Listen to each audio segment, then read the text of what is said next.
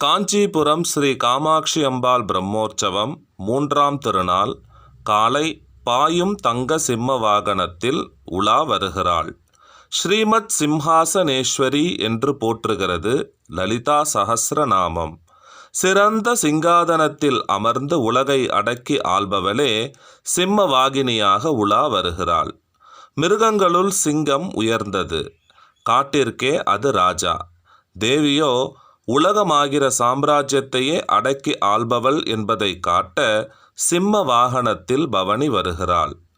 தேவி புராணத்தில் சிம்மத்தின் மேல் அமர்ந்து இவளால் மகிஷன் முதல் பல அசுரர்கள் சம்ஹரிக்கப்பட்டனர். இதனால் இவள் சிம்ஹாசனேஸ்வரி என்று பெயர் பெற்றாள் என்கிறது. மகிஷவதத்திற்கு புறப்பட்ட தேவிக்கு அனைத்து தேவர்களும் தத்தமது ஆயுதங்களை வழங்கிய போது இமவான் தேவிக்கு அளித்தது சிம்ம வாகனம். பல தீய அசுரர்களை அந்த சிம்மம் அழித்து தர்மத்தை நிலைநாட்டியது.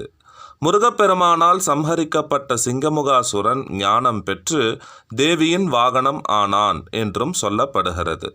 பக்தர்களின் துயரங்களை துடைக்க வேகமாக வரவேண்டும் அல்லவா?